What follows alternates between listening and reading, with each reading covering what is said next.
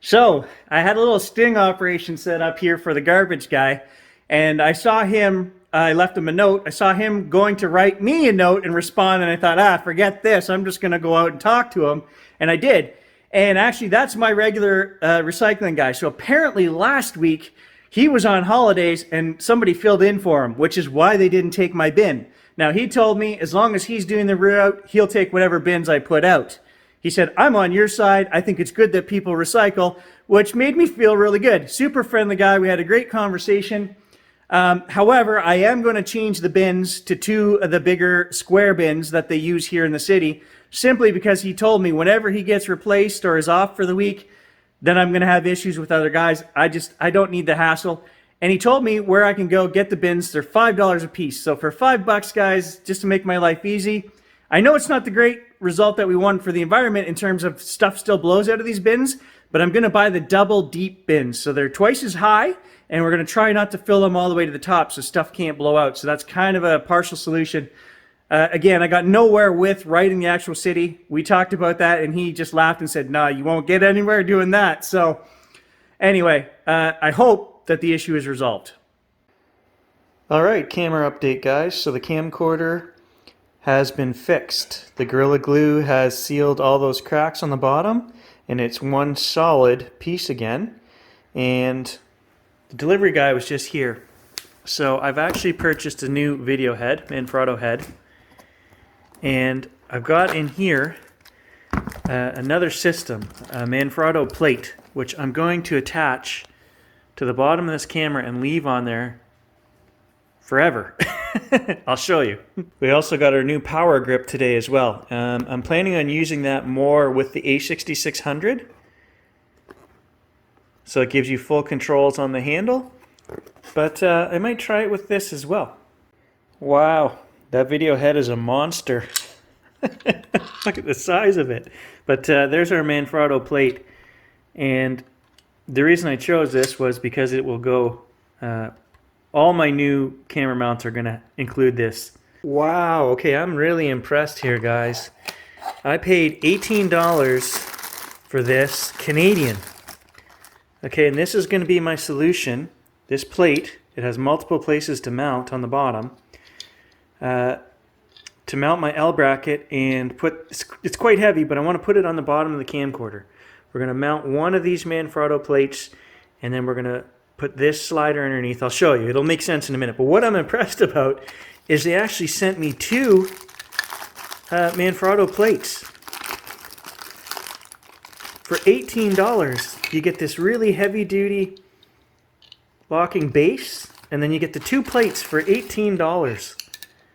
This bracket right here, this handle, I think is what has caused the problem. I mount this on the bottom of the camcorder, and because it's going crossways across the bottom of the camcorder, causes a lot of stress, and that's what I think damaged the plastic. So I'll flip this around and show you guys. This is going to work awesome. There it is, securely mounted, okay?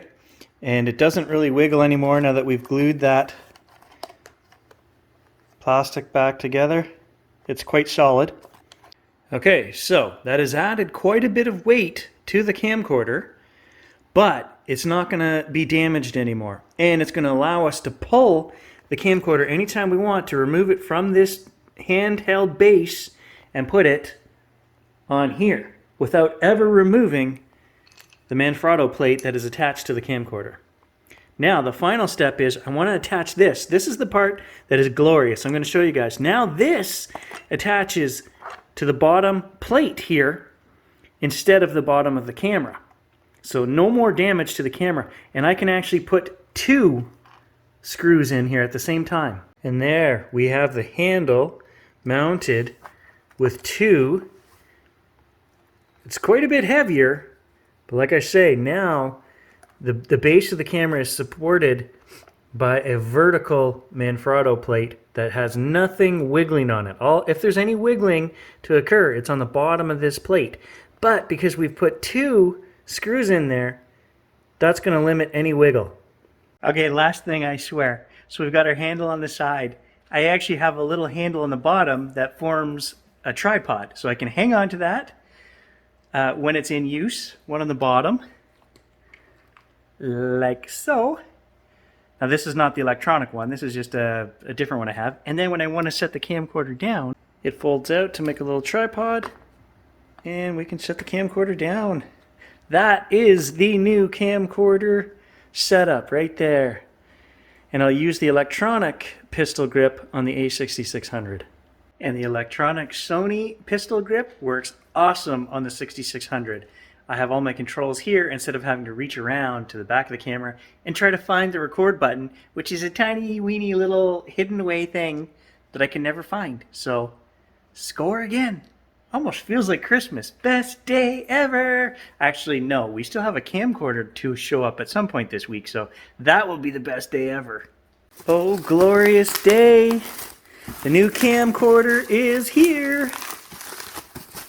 There it is, guys, the FDR AX700. So this is a 1-inch camcorder, and I had the CX900, which was also a 1-inch camcorder, and the image quality coming off the Sony 1-inch sensors is phenomenal. I love the little AX53, but this has full manual controls on the side. Just a ton of new features. You can use custom picture profiles, all kinds of stuff. I'm not going to get into it, but we will test it, and I will show you guys footage from this, and you can tell me what you think. Hey guys, just out at Dad's. We've been doing trails this morning, 5 hours worth. I've got the new camera. So, I just popped a battery in it. I haven't played with any settings. And I just want to test it walking around. So this is the AX700 versus the normal AX53 that we use. And we're going to go down a steep incline here. And I just want to grab the trail cameras. We're going to change the SD cards in all our cameras, and I'm going to move one of the cameras. My dad called me the other night. In the last video I showed you guys, the dogs were freaking out. I think there was moose here, just off to the side. Moose will often come to the sound of chainsaws and guys cutting in the woods because they kind of when they call, and it sounds like a chainsaw. And the other night he called me and he said, there's something out there cracking through the bush, I can hear it. So maybe we got it on trail camera, I don't know. But let's just do a little bit of a walking test with this AX700. Hopefully I don't fall going down here, or that'll be a real test. We'll also test the microphone, I guess. Oh, jeez.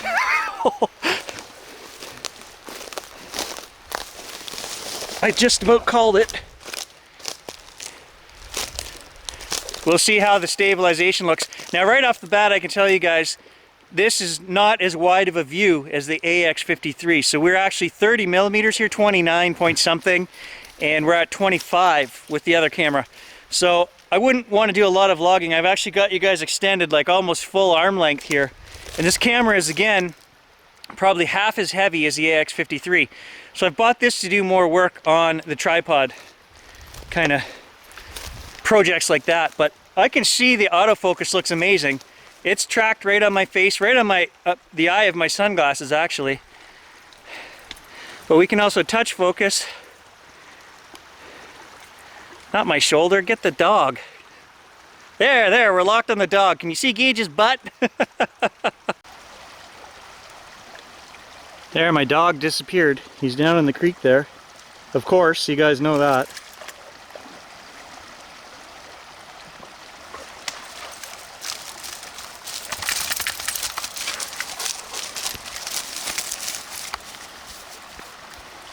Can't keep him out of water.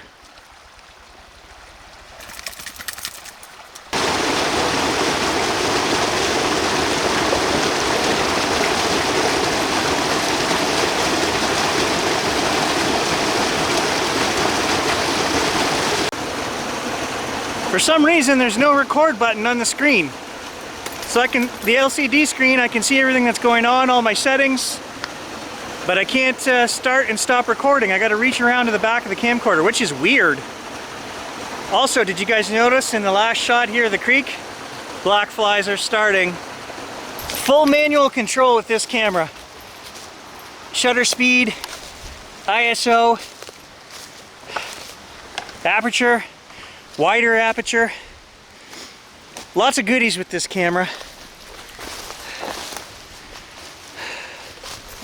The stabilization seems okay to me from what I can see in the screen, even walking around here. And actually, I'm a little bit surprised the camera's not as heavy as I thought it was going to be. The CX900, I think, was a heavier camera. Tiny little record button on the back of the camera, and you got to find that every time you want to. So vlogging style is.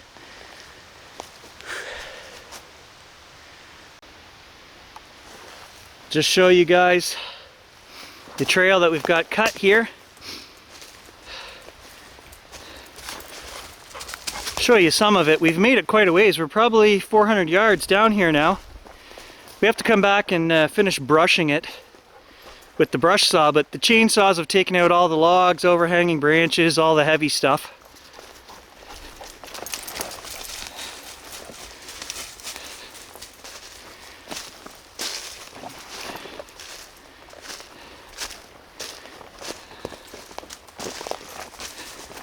Once we brush it out, it'll look even more like a trail. You can kind of see where we're going though, right?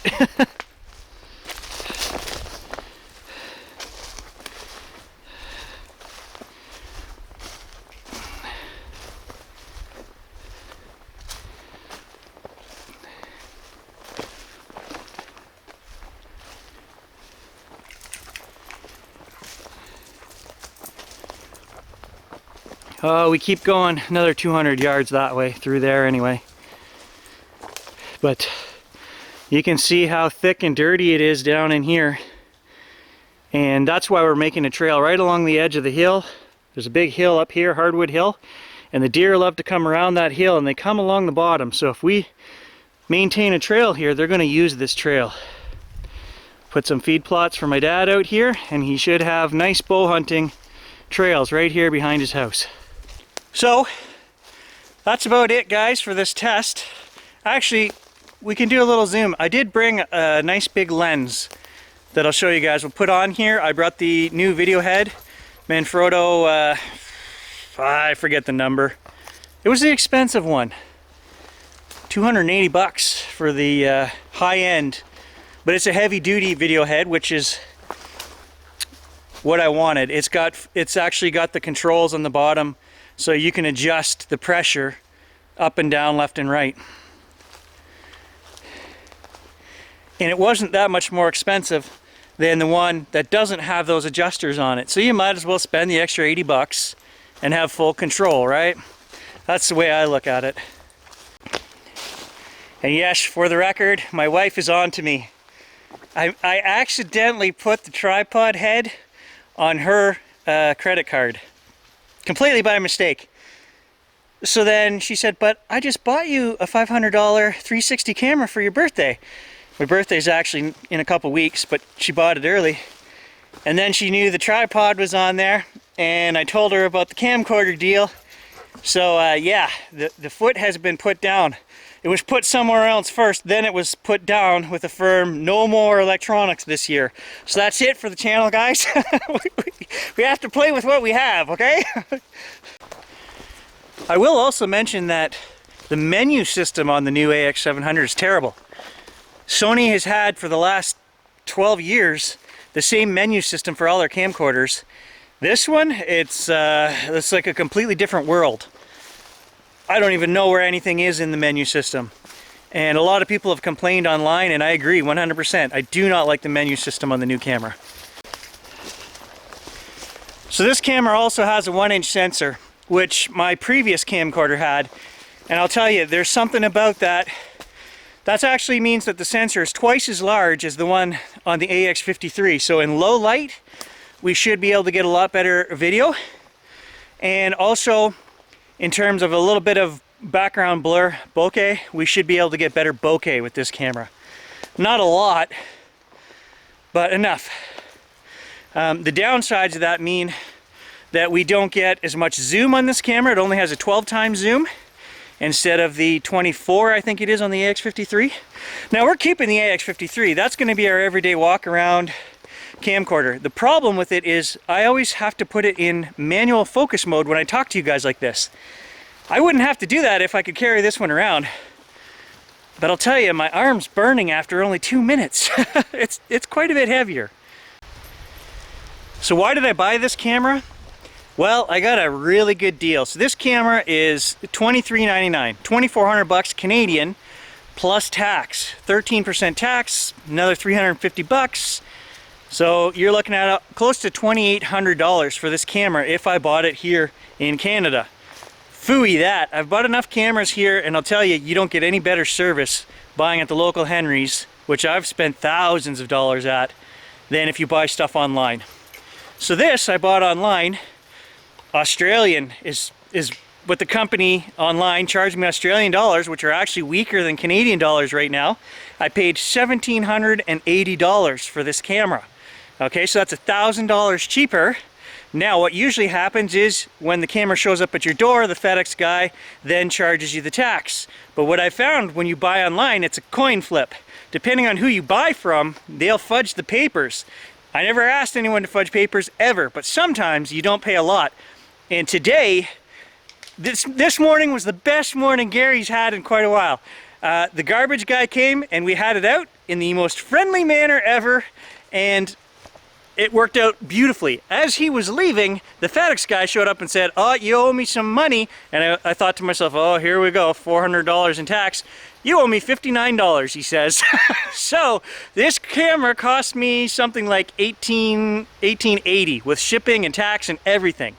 And that's $1,000 cheaper than I would have paid had I bought it here in Canada. So that is why Gary finally bought the camera that he's wanted for 5 years. I'm cheap, that's why. So here's the camera, guys, on the new video head.